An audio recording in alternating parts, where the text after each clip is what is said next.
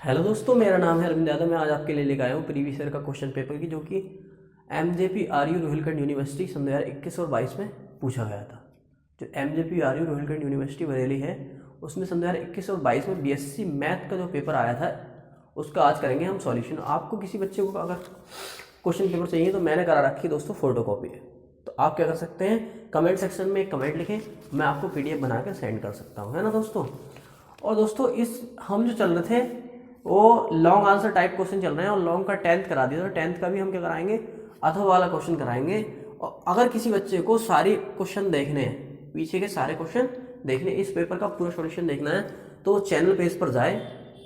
Channel page पर कैसे जाएगा दोस्तों, कि नाम सर्च करेगा @दर्पण क्लासेस 2002, जैसे सर्च करेगा तो चैनल आ जाएगा। और चैनल को जैसे क्लिक करेंगे, जैसे सब्सक्राइब आता है, वहाँ पे जब क्लिक करेंगे आप तो चैनल पेज पर पहुँच जाएंगे। और चैनल पेज पर पहुँचने के बाद आपको वहाँ ऑप्शन दिखाई देगा होम का, वीडियो का, शॉर्ट्स का और प्लेलिस्ट का। तो आप प्लेलिस्ट के ऑप्शन पर क्लिक करें, और जैसे प्लेलिस्ट के ऑप्शन पर क्लिक करेंगे तो वहाँ पे एक प्लेलिस्ट बनी हुई है बीएससी फर्स्ट सेमेस्टर, है ना, मैथमेटिक्स। तो बीएससी फर्स्ट सेमेस्टर मैथमेटिक्स की जो प्लेलिस्ट बनी हुई है, आप उस पर क्लिक करें। क्लिक करने के बाद आपको सारी वीडियो मिल जाएंगी, और सारी वीडियो देख लें तो इस क्वेश्चन पेपर का पूरा सॉल्यूशन आपको मिल जाएगा दोस्तों, है ना। क्या था ये 10th का अथवा वाला क्वेश्चन है, पूछ रहा है कि फाइंड द एसिम्प्टोट्स। क्या है दोस्तों, AS/M टोट्स, asymptotes of the curve. तो कर्व बाई की क्यू x² माइनस का 2xy² प्लस 2x की cube minus 7xy plus 3y² plus 2x² plus 2x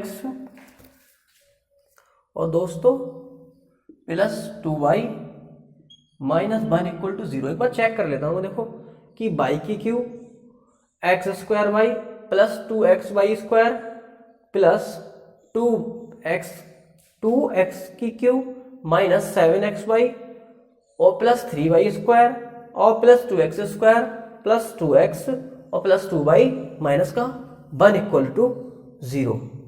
ये एसिम्प्टोट्स निकालनी है। अब एसिम्प्टोट्स दोस्तों निकालते कैसे, आपको ये पता होना चाहिए। जिस बच्चे ने तरीका सीख लिया एसिम्प्टोट्स निकालने का, फिर तो भाई कोई सा भी क्वेश्चन आ जाए वो आसानी से करके ले जाएगा। तो मैं आपको बताता हूँ कि एसिम्प्टोट निकालते कहते हैं। तो एसिम्प्टोट निकालने के बाद जब ऐसी क्वेश्चन आपको एसिम्प्टोट का, और हर एक बार पूछा जाता है एसिम्प्टोट का क्वेश्चन, तो दोस्तों सॉल्यूशन डालेंगे। जैसे सॉल्यूशन डालेंगे तो क्वेश्चन ऐसे ही एज इट इज उतार के रख लेंगे कि x³ x² 2xy² plus 2x की cube minus 7xy plus 3y² plus 2x² plus 2x plus 2y minus 1 equal to 0। अब पुट कर लेंगे दोस्तों। पुट क्या करेंगे कि x इक्वल टू 1 और y इक्वल टू m। आपको यही करना है हर क्वेश्चन से। एसिम्प्टोट्स का अगर कोई क्वेश्चन आए तो आपको क्या करना है, x इक्वल टू 1 पुट करना है और y equal to m put करना है। अब देखो बाई 3 टर्म, जो बाई 3 जिसकी पावर क्या है 3, सबसे ज्यादा पावर वाली पे m रखेंगे, ये वाली पुट करेंगे x इक्वल टू 1 और y equal to m put करेंगे, सबसे ज्यादा पावर वाली। इसमें पावर कितनी है 3, फिर उसके बाद 2 पे पुट करेंगे, फिर 1 पे पुट करेंगे। ऐसे पुट करना है आपको। अगर सपोज आगे पावर 5 आ जाए तो 5 वाली में करना है पहले। तो इसमें पावर सबसे ज्यादा कितनी है 3, तो 3 वाली पावर, जिसकी पावर 3 है, देखो 3 ये है, 3 ये है, 3 2 और 1 3, अरे गुणा में खाते जुड़नी आती है, x की पावर 3, तो यहाँ तक पुट करेंगे। तो देखो पावर कितनी थी 3, तो मैंने क्या मान लिया कि 5×3m। जैसे ही मैं यहाँ x इक्वल टू, देखो y इक्वल टू क्या है m, तो m की क्यू आ जाएगा हमारे पास। x की 1 रख दो, x 1 का स्क्वायर 1 होगा और ये आ जाएगा बाई m और प्लस 2x ही करना x और बाई स्क्वायर की जगह क्या रख दूँ m, तो 2m² और प्लस का 2, ये आ जाएगी बाई 3m वाली टर्म आ जाएगी। क्या आ जाएगी दोस्तों, बाई 3m वाले, बाई 3 नहीं 5×3m। इसी तरीके से 5×2 निकालें हम दोस्तों, क्या निकालें 5×2, तो 5×2 वाली टर्म यहाँ से स्टार्ट होती है। देखो जिसकी पावर कितनी हो 2, 1 और 1 2, 2 2 और यहाँ तक है दोस्तों, कितना है यहाँ तक, ये टर्म 2 वाली है दोस्तों यहाँ तक, है ना। अब देखो यहाँ जैसे मैं यहाँ से रखूंगा तो माइनस का 7m आ जाएगा, नहीं आ रहा, x इक्वल टू 1 है, प्लस 3 एम स्क्वायर आएगा नहीं आएगा, बिल्कुल आ जाएगा जी, और प्लस 2 आएगा नहीं आएगा, आ जाएगा जी। इसी प्रकार से हम क्या लिख लें, 5 m। अब 1 वाली टर्म में रखो, अब जिसकी 1 क्या हो, पावर हो, 1 पावर। अब 1 पावर किस किस की है, तो 2x प्लस 2y की है बस 1 पावर, और किसी की नहीं है। तो यहाँ क्या आ जाएगा, देखो 2 प्लस का 2m, 2 प्लस का 2m। आप क्या करें, इसको एकदम सही करके लिख लें, देखो पावर की तरह, तो m की क्यूब। अब देखो पावर, ये मेरा कहने का मतलब है क्रम से, देखो 3 और फिर 2 वाली लिख लें, कोई किसी को दिक्कत, 2m स्क्वायर माइनस का m। इसी प्रकार इसको भी ऐसे लिख लें, इसको ऐसे लिखेंगे कि 3m स्क्वायर माइनस का 7m और प्लस का 2। इसको भी ऐसे लिख लें कि 2m प्लस का 2। इतना करने के बाद आप क्या करेंगे, एसिम्पटोट्स कैसे निकालते हैं, तो तरीका है इसका ये कि x इक्वल टू 1 रखेंगे और y इक्वल टू क्या रख लेंगे दोस्तों, m रख लेंगे। फिर जो सबसे ज़्यादा पावर है इसकी, उसमें ये रखेंगे, फिर उससे कम वाली पावर में ये वाली वैल्यू रखेंगे, फिर सबसे कम वाली वैल्यू रखेंगे। हमने कर लिया। फिर क्या करना है दोस्तों, आपको जो सबसे ज़्यादा पावर दे रखी है, यानी कि 5-3m को 0 के इक्वल रख देंगे। 5-3m को क्या रख देंगे दोस्तों, 0 के इक्वल रख देंगे। जैसे मैं 0 के इक्वल रखता हूँ तो क्या आ जाएगा दोस्तों, m की cube minus 2m square minus 2m square. देखो एक टर्म मैंने यहाँ छोड़ दी, प्लस का 2 भी है दोस्तों, क्या है, प्लस का 2, तो माइनस का 2m स्क्वायर, देखो m की क्यूब माइनस का 2m स्क्वायर और माइनस m प्लस का 2। अब इसको मैं सॉल्व करता हूँ, इक्वल टू 0। अब जैसे ही सॉल्व करूंगा दोस्तों, तो m स्क्वायर ले लूँ दोस्तों कॉमन, जैसे m स्क्वायर यहाँ से कॉमन लूंगा तो यहाँ बचेगा m और यहाँ क्या बचेगा 2। यहाँ से -1 कॉमन ले लूँ तो यहाँ m माइनस का 2 बचेगा। कोई किसी को दिक्कत, मैं एक बार देख लेता हूँ कैमरे में आपको नजर आ रहा है, नहीं आ रहा है, नीचे तक का दोस्तों सही नजर आ रहा है एकदम। अब मैं इस वाले बोर्ड पर आ जाता हूँ। अब देखो, जब ये वाली हमने क्लास 10th और क्लास 12th में पढ़ी है, जब दोनों टर्म समान आ जाए तो उसमें से एक टर्म लेते हैं और एक बाहर वाली टर्म लेते हैं। तो बाहर वाली क्या आ गई हमारी, एक कि m स्क्वायर माइनस 1 और एक आ गई दोस्तों m माइनस 2 इक्वल टू 0। फिर लिखेंगे इफ, यदि m square minus 1 equal to 0, तो m स्क्वायर की वैल्यू क्या आ गई 1, यानी कि m की वैल्यू कितनी आ गई, रूट में 1। तो m की वैल्यू क्या आ गई दोस्तों, प्लस, एक बार माइनस का ले लें और एक बार क्या ले लें, प्लस का ले लें।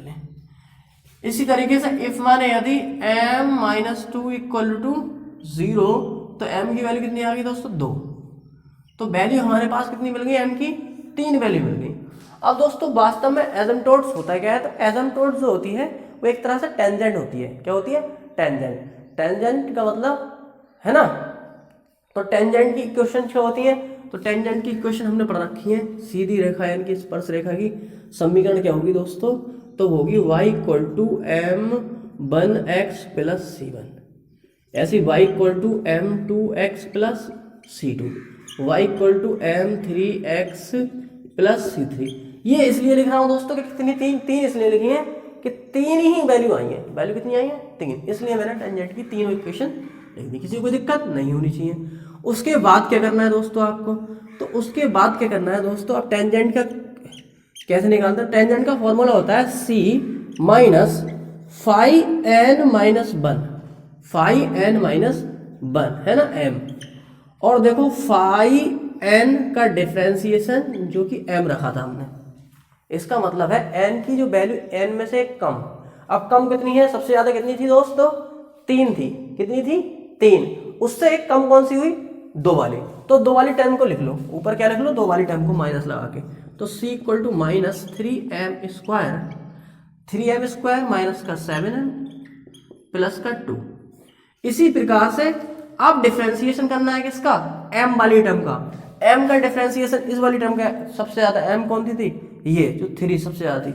इसका डिफरेंशिएशन जैसे आप करेंगे, देखो ये जैसे इसका डिफरेंशिएशन करोगे, अब मैं इसको डिफरेंशिएशन आपको करके दिखा देता हूँ इधर, कि जो 5m थी, n वाली टर्म जो सबसे ज्यादा थी, और m इसका डिफरेंशिएशन अगर मैं करूँ, तो मैं इसका डिफरेंशिएशन करूंगा तो 3 आगे आ जाएगा, तो 3m स्क्वायर हो जाएगा।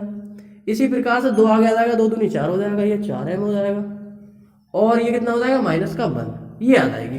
तो दोस्तों ये वाली टर्म को मैं यहाँ लिख लूँ, 3m स्क्वायर माइनस का 4m और माइनस का 1, यानी कि 3m स्क्वायर माइनस का 4m माइनस का 1। अब देखो m की वैल्यू हमें मिल गई थी, अब m की वैल्यू रखें इफ माने यदि m इक्वल टू क्या रख दें -1 रखें, पहले क्या रखें -1। जैसे आप -1 रखोगे दोस्तों तो यहाँ क्या आ जाएगी C1 की वैल्यू आएगी, क्या मिल जाएगी C1।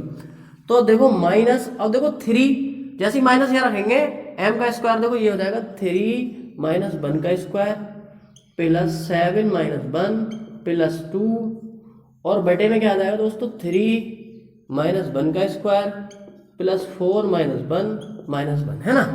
तो ये आ जाएगी C1 की वैल्यू क्या आ जाएगी दोस्तों, तो ये माइनस का ये है ही, तो ये माइनस का जब स्क्वायर करेंगे तो प्लस का आ जाएगा, तो 3 का ना 3 आ जाएगा, ये ना 3। अब देखो माइनस और माइनस क्या हो गया प्लस, तो 7 बन जा 7 और प्लस का 2 आ गया दोस्तों, कितना आ गया 2। इसी प्रकार से बटे में क्या आएगा दोस्तों, तो बटे में आ जाएगी टर्म, तो देखो ये तो 3 बन जा 3 आ जाएगा, -4 और प्लस का 4 हो जाएगा, -1 हो जाएगा।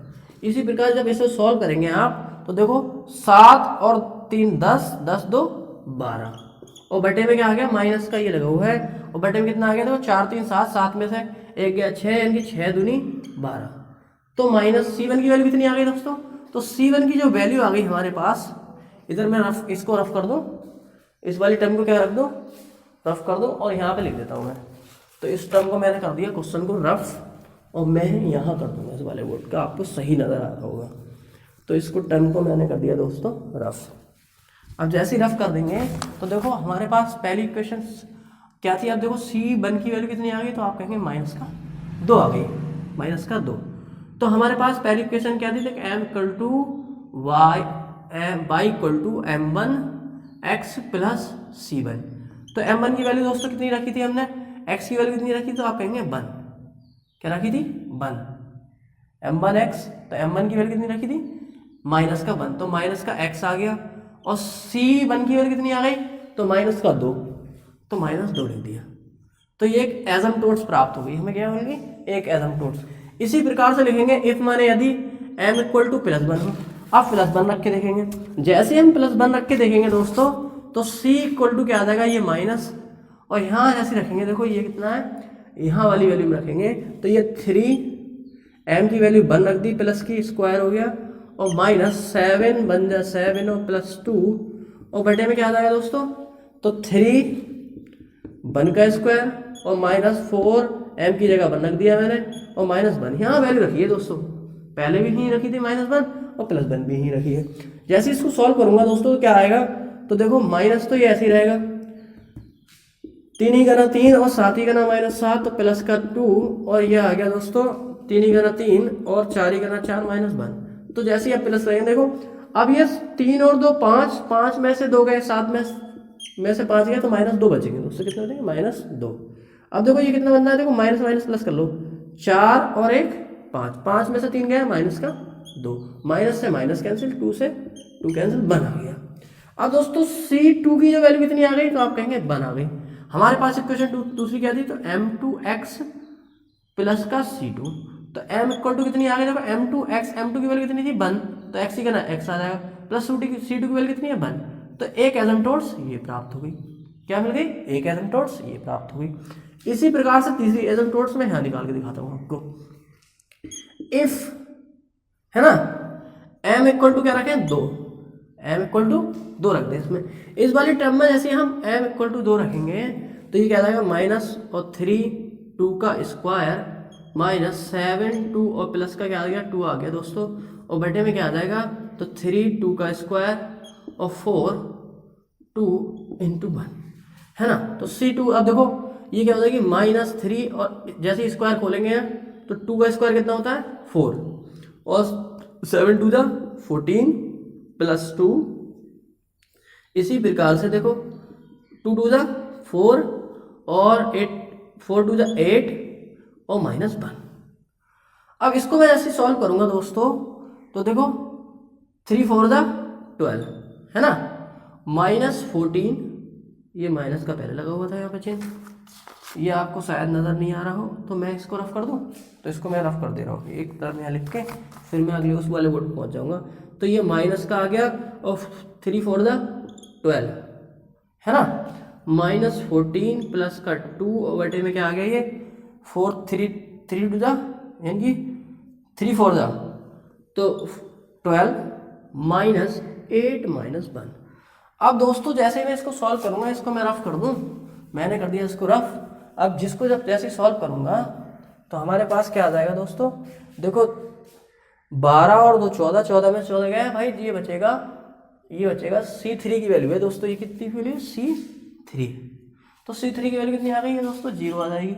और बटे में क्या आ जाएगा दोस्तों, अब देखो ये है 8 और 1 9, 12 में से 9 गए तो बचेंगे दोस्तों 12 में से 9 गया 3, तो ये 0 आ जाएगी। C3 की वैल्यू कितनी आ जाएगी, 0 आ जाएगी। जैसे ही 0 आ जाएगी तो हमारे पास तीसरी समीकरण क्या थी, तो y equal to m3x plus का C3, यानी कि y3 की वैल्यू कितनी रखी थी हमने दोस्तों, वो m3 की वैल्यू कितनी रखी थी, तो 2x और प्लस का 0 है ना, तो y इक्वल टू क्या आ गया, 2x आ गया। क्या आ गया दोस्तों, 2x। तो हम लिखेंगे कि एसिम्प्टोट्स कितनी प्राप्त हुई, हमें तीनों की तीनों, है ना, एसिम्प्टोट्स प्राप्त हो गई। एक पहली कहाँ प्राप्त हुई थी, देखो पहली ये आ गई, दूसरी ये आ गई, तीसरी ये आ गई। तो वीडियो अच्छी लगी हो तो वीडियो को लाइक सब्सक्राइब एंड शेयर करना ना भूलें। थैंक यू दोस्तों। और सारे क्वेश्चन दोस्तों इसी प्रकार से होंगे, एसिम्प्टोट्स के जितने भी क्वेश्चन हैं उसका करने का तरीका यही है ना। तो दोस्तों वीडियो को लाइक करना नहीं भूलें, है ना, इतनी मेहनत चल रही है भाई आपके लिए, तो एक लाइक तो बनता ही है। थैंक यू दोस्तों।